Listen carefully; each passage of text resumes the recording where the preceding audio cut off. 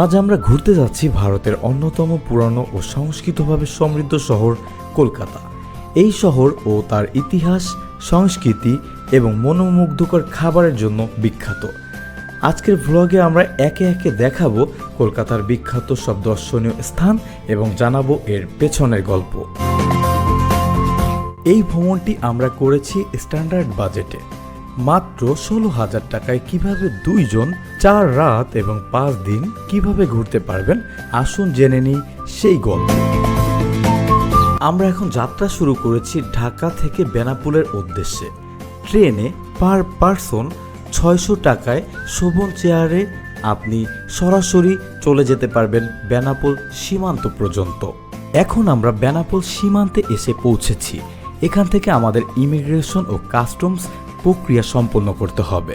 আমরা সবাই জানি বাইরের দেশে ভ্রমণের ক্ষেত্রে অবশ্যই আপনাকে ট্রাভেল ট্যাক্স দিতে হবে, আর ইন্ডিয়া ভ্রমণের জন্য আপনাকে ট্রাভেল ট্যাক্স 1000 টাকা দিতে হবে এবং পোর্ট ফি মাত্র 55 টাকা।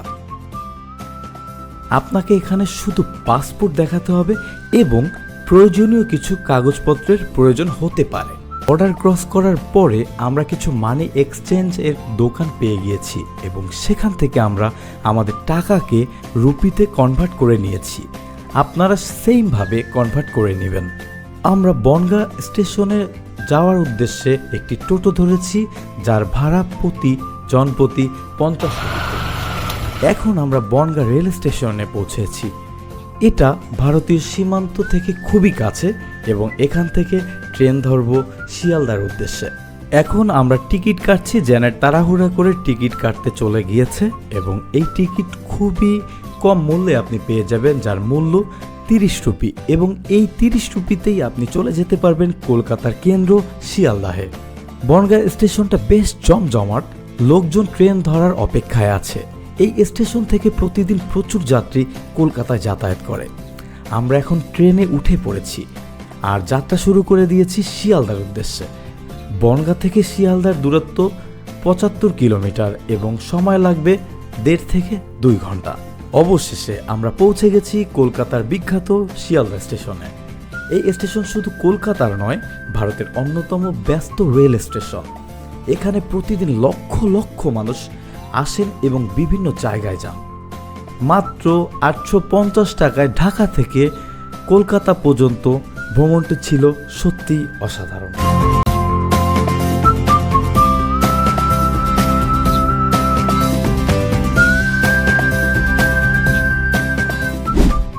কলকাতায় এসে আমরা থাকছি একটি বাজেট ফ্রেন্ডলি হোটেলে, যার ভাড়া খুবই কম। মাত্র 1000 টাকায় আপনি পেয়ে যাবেন এয়ার কন্ডিশন সহ রুম। পরবর্তীতে আমরা কিছু সময় হোটেলে রেস্ট করে বেরিয়ে পড়লাম কলকাতার নিউ মার্কেটে। এখানে এত সুন্দর সুন্দর জিনিস আপনি খুব কম দামে পেয়ে যাবেন, আপনি চিন্তাও করতে পারবেন না। সাথে যদি স্ট্রিট ফুড না খাওয়া হয় তাহলে ট্যুর অসম্পূর্ণ। এখানে আছে ফুচকা, কাঠি রোল এবং অবশ্যই বিখ্যাত রসগোল্লা। কলকাতার স্ট্রিট ফুড তার নিজস্ব পরিচয় নিয়ে দাঁড়িয়ে আছে।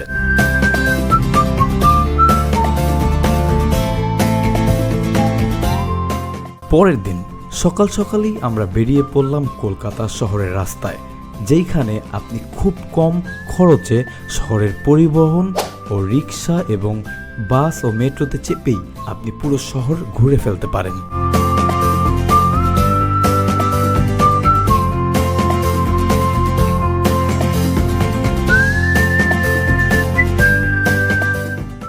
এখন আমরা দাঁড়িয়ে আছি হাওড়া ব্রিজের সামনে। এটি শুধু কলকাতার নয়, গোটা ভারতের অন্যতম প্রতীক।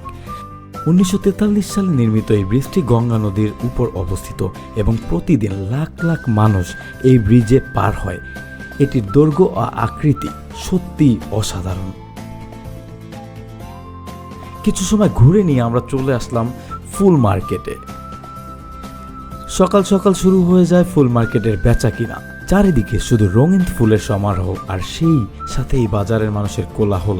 বড় বাজার শুধু কলকাতার নয়, গোটা ভারতবর্ষের সবচেয়ে বড় পাইকারি বাজারগুলোর একটি।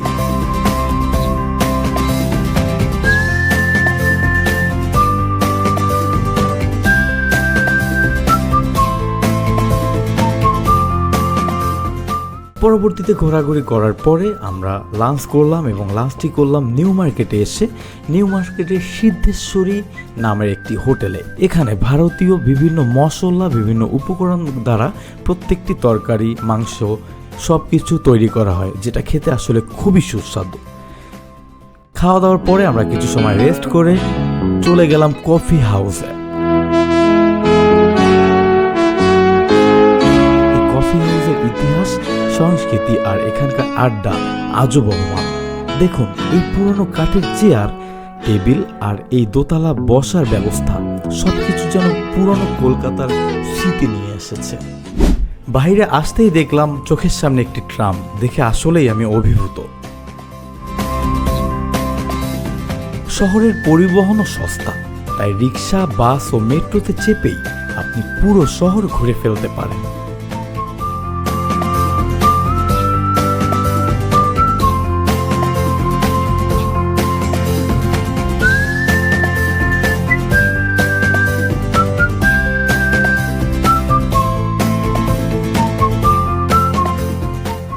আজকে আমরা ভিক্টোরিয়া মেমোরিয়ালে এসেছি, এখন আমরা ঘুরবো।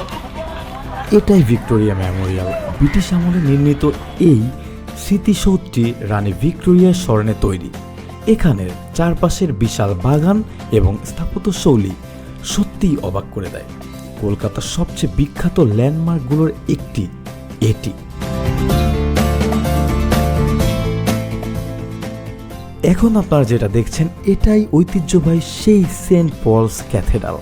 1847 সালে নির্মিত এই গির্জাটি কলকাতার গথিক স্থাপত্যের একটি চমৎকার উদাহরণ। চার্চের এই বিশাল চূড়া এবং সাদা দালানগুলি সত্যিই মনোমুগ্ধকর।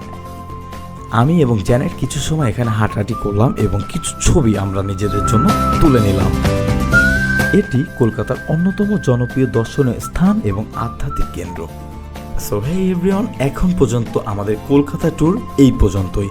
আশা করি আপনাদের ভিডিওটি ভালো লেগেছে। যদি ভালো লেগে থাকে আমাদের পেজে অবশ্যই ফলো করে আসবেন এবং আমাদের ইউটিউব চ্যানেলটি সাবস্ক্রাইব করে আসবেন, শেয়ার করবেন, লাইক করবেন এবং আমাদের সাথেই থাকবেন।